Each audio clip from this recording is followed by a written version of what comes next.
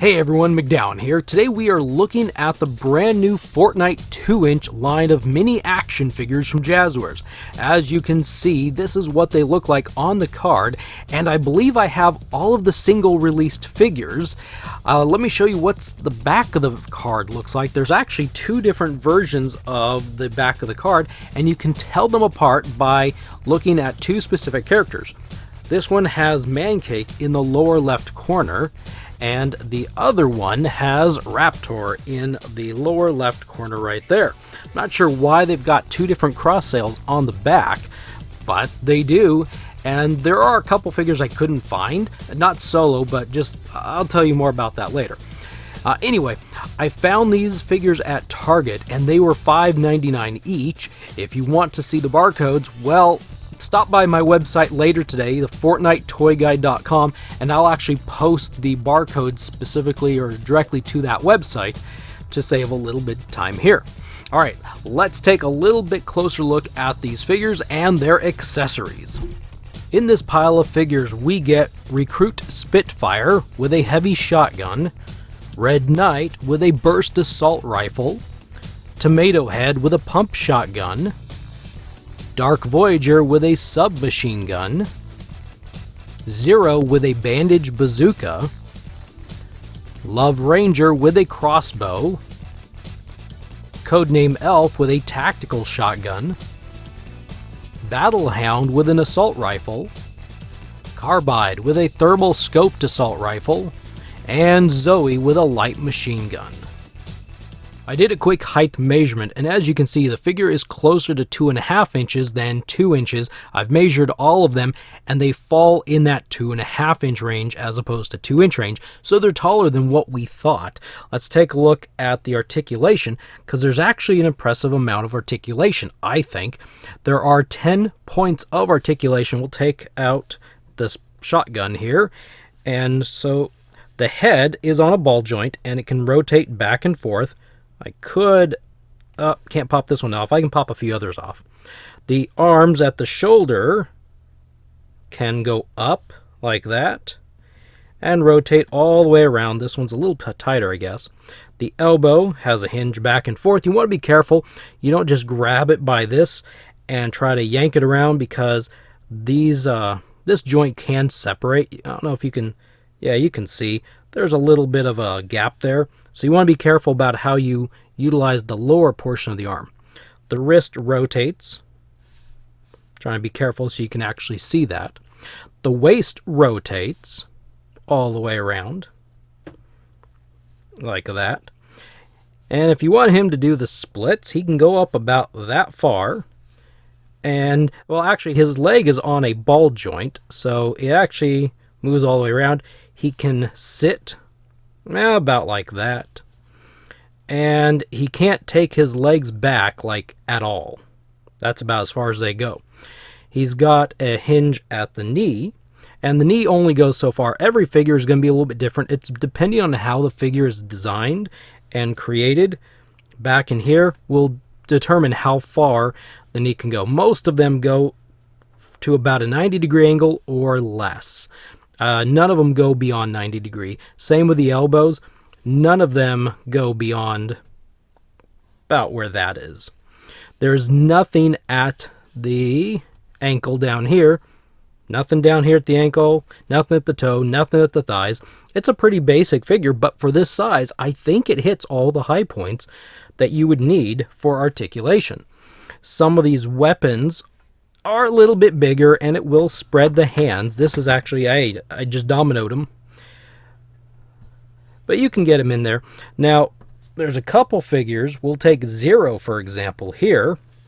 He comes with this huge Bandage Bazooka, and typically with a figure, you're going to want to put a hand here on the handle and a hand here to kind of, it's a big weapon, so you want two hands to kind of hold it. Unfortunately, the way the articulation in the arms are designed, you can't get his hands to hold this Bandage Bazooka properly. So you're going to be posing him with this thing just kind of sticking out. Now, something interesting about Zero is, besides the fact, as you can see, he's translucent, which makes him a really cool figure. Really like this figure. But he is also classified. I'm looking for his packaging here. I set it off to the side, not thinking I might use it again.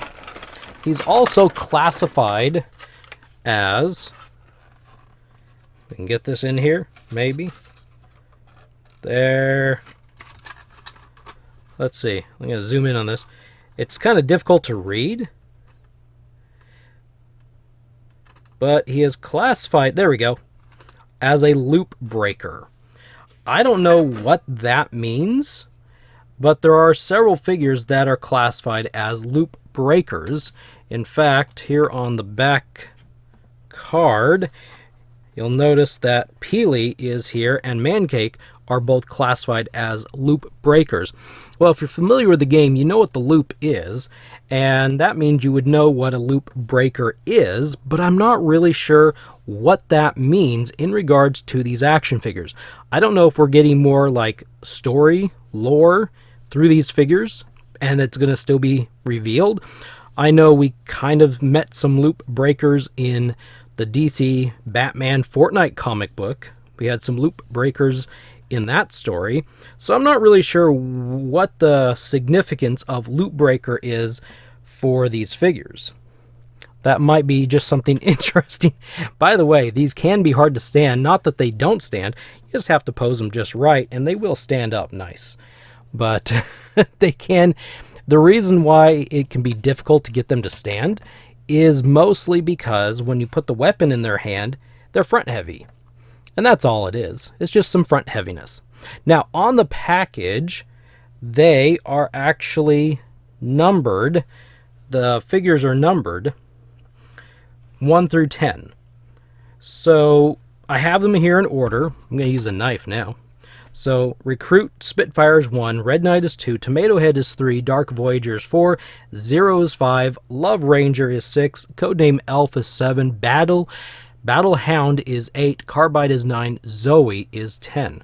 So we get 10 figures, and I think this is, as I said earlier, I think these are all of these solo, the single release figures. I've got a 4-pack squad set that I'll do in the next video. But yeah, these are really pretty cool. Now I'm going to show you what exactly it looks like next to the 4-inch figure. Using Red Knight and Black Knight as examples, you can see how tall Red Knight actually stands next to the 4-inch Black Knight.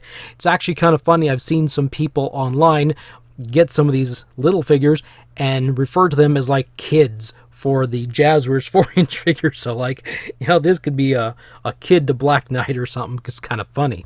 But yeah, it's about waist high, right about there. Overall, while I will always prefer the Jazwares 4-inch line, these figures have their own kind of coolness to them. The details on the figures are not quite as sharp as other figure lines, but that's what you get when you have a smaller scale. The scale is full of possibilities. Jazwares could give us not just vehicles, but maybe full location playsets like we saw with the leaked Flush factory set. Can you imagine buying a full Tilted Towers location playset? I think there are some real strong possibilities for this line in the future, and I can't wait to see where it goes. Now it's your turn. What do you think about these figures and in fact this entire new line? Leave your thoughts in the comment section below. Thank you for watching. Please like this video if you found it helpful. Subscribe if you haven't already. I will see you in the next video.